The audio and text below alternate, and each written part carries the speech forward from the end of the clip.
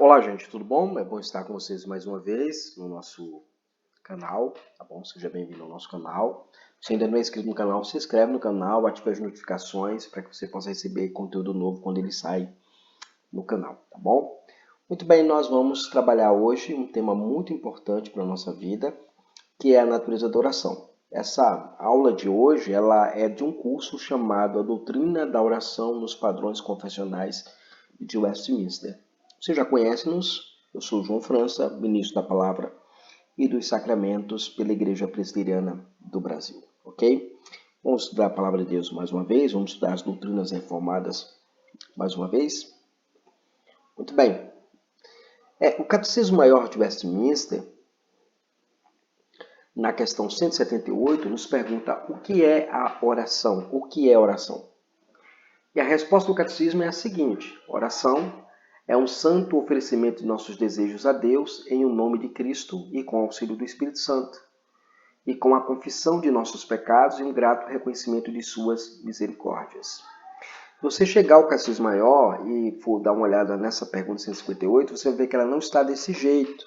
Essa palavra santo ela é inserida a partir da pergunta 98 do Breve Catecismo de Westminster, que é a mesma resposta, só que ela é de maneira lacônica e colocada a palavra santo como sendo, de fato, um santo oferecimento dos desejos ao Pai.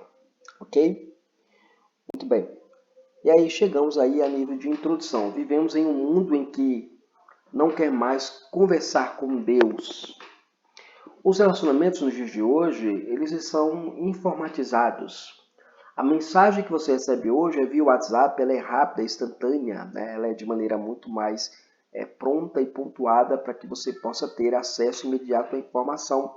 Os diálogos e as conversas, os relacionamentos estão ligados aí a chats, a conversas instantâneas. Vivemos num tempo onde esses relacionamentos são tecnocráticos. E a oração ela tem sido relegada a um plano bem inferior da comunicação. Oração não é comunicação, oração é só falar você sozinho. Essa é a perspectiva de muita gente hoje. Esta semana é uma semana em que nós estaremos aqui estudando no nosso canal sobre oração, conhecendo mais sobre este assunto à luz dos padrões confessionais de nossa igreja. Na nossa aula de hoje vamos considerar a natureza da oração, ok? Muito bem. Então, precisamos partir para a definição básica. A definição básica, ela coloca o seguinte: oração é um santo oferecimento. Em termos práticos, a pergunta fundamental é: o que é oração? Geralmente as pessoas, elas definem oração como sendo uma espécie de conversa com Deus. E às vezes, quando a gente para pensar nessa definição, nos perguntamos: como pode alguém ignorar a oração se ela é uma conversa com Deus, né? As pessoas elas estão sempre centralizadas na ideia de conversar com Deus, dialogar com Deus, ter uma conversa com Deus. Essa pergunta da escola dominical que a criança responde: que oração? Professor, professora, é falar com Deus, é conversar com Ele. Mas como é que você diz que é isso se você ignora conversar com Deus em oração, né? R.C. Sproul, no seu livrinho O que é oração, ele diz que oração é o segredo da santidade da igreja. Então, a oração ela só pode ser real na vida da igreja se ela é, de fato, a manifestação, a revelação dessa santidade à luz da Escritura. Sabemos que a Escritura provoca a santidade, mas a oração alimenta essa santidade, né? O Breve Catecismo de Westminster nos diz que a oração é um santo oferecimento de Deus a Deus de nossos desejos. Então, essa ideia de oração e santidade estão sempre relacionadas, estão sempre caminhando juntas. Não devemos nos esquecer deste princípio da vida cristã.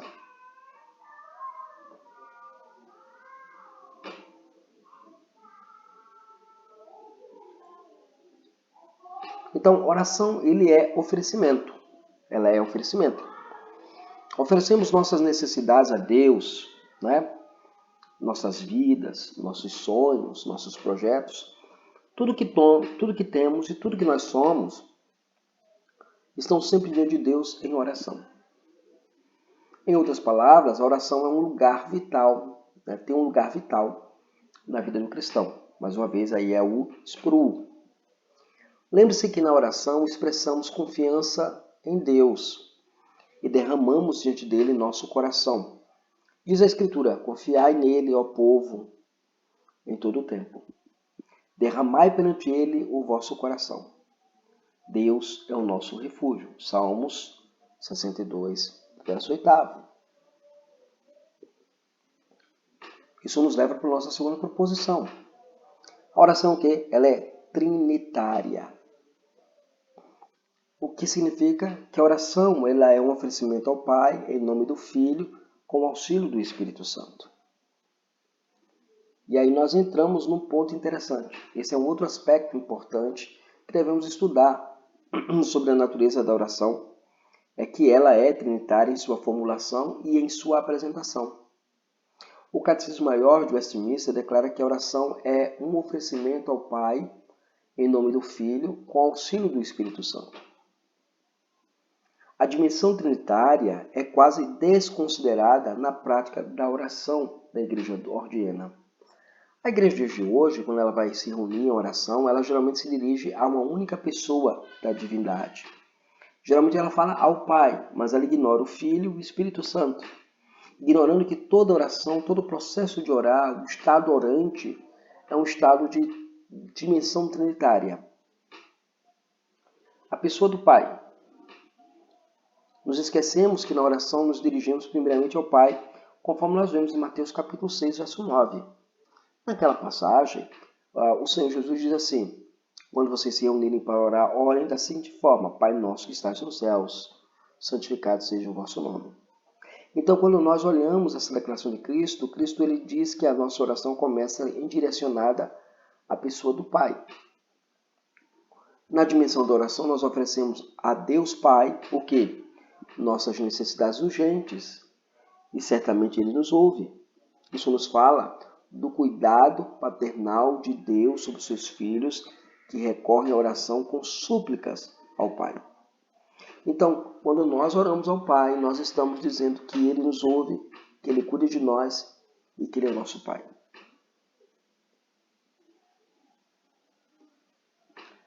A segunda dimensão trinitária, se assim podemos falar, vamos falar da pessoa do Filho.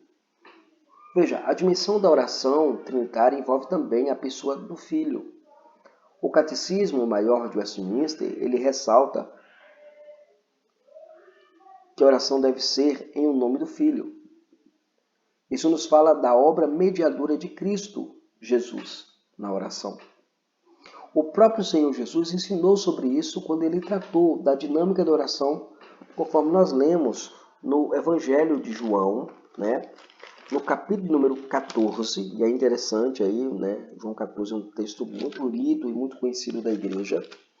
Então, João 14, versos 13 e 14, diz-nos o seguinte: E tudo quanto pedirdes em meu nome, isso farei a fim de que o Pai seja glorificado no Filho. Se me pedires alguma coisa em meu nome, eu o farei. Mais adiante, também nós vamos ver algumas coisas, Que as nossas orações, elas são aceitas porque nós temos o quê? Um mediador da aliança, um mediador pactual.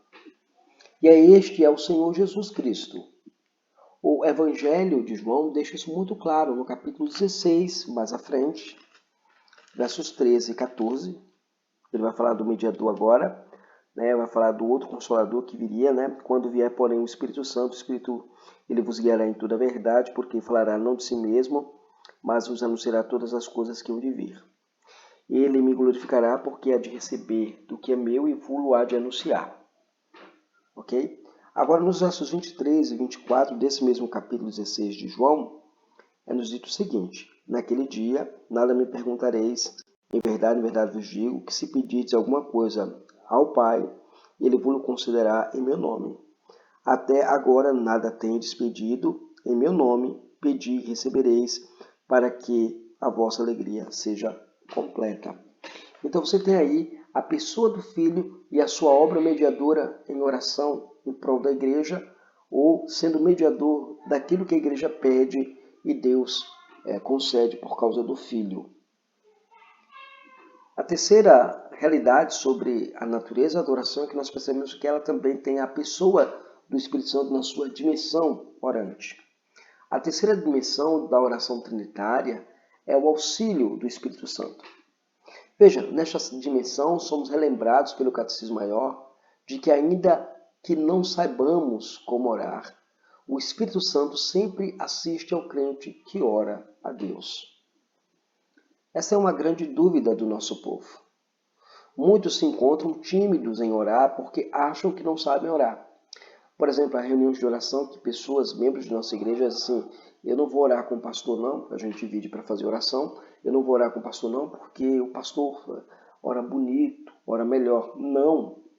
Né? Então eu não sei orar como pastor, como presbítero, como diácono. Mas na verdade, a palavra de Deus nos ensina que ninguém, sem exceção, sabe orar de modo aceitável a Deus. A não ser que seja socorrido ou, na linguagem bíblica, assistido pelo Espírito Santo. Este ensino é muito claro lá em Romanos,